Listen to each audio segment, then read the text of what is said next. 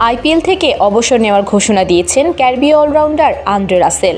দীর্ঘদিন ধরে কলকাতা নাইট রাইডার্সের অন্যতম ভরসা হয়ে খেলাই তারকা ফ্র্যাঞ্চাইজি লিগে আর না খেলার সিদ্ধান্ত জানিয়ে আবেগঘন বার্তা দিয়েছেন ভক্তদের উদ্দেশ্যে। টি-20 ক্রিকেটে বিশ্বব্যাপী এখনও খেলা চালিয়ে যাবেন রাসেল, তবে আইপিএলের চাপ, দীর্ঘ ভ্রমণ এবং শারীরিক ক্লান্তিকে অবসরের কারণ হিসেবে উল্লেখ করেছেন তিনি।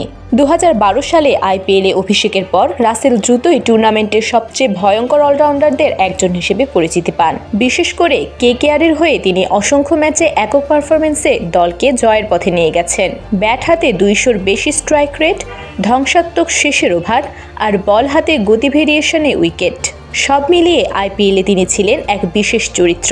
2019 সালে এক মৌসুমে তার 510 রান ও 11 উইকেট আইপিএল ইতিহাসের অন্যতম সেরা পারফরমেন্স হিসেবে বিবেচিত হয়। আইপিএল ছাড়লেও কেকেআর ও ভারতীয় সমর্থকদের ভালোবাসাকে নিজের কেরিয়ারের সবচেয়ে স্মরণীয় অধ্যায় হিসেবে উল্লেখ করেছেন রাসেল। তিনি জানান, আইপিএলের স্মৃতি সবসময় তার হৃদয়ে বেঁচে থাকবে এবং ভবিষ্যতেও কলকাতা বা আইপিএলকে তিনি অন্যভাবে সহযোগিতা করতে চান। রাসেল আইপিএলে খেলেছেন 139টি ম্যাচ, রান করেছেন 2651, স্ট্রাইক রেট প্রায় 175, বল হাতে নিয়েছেন 123টি উইকেট।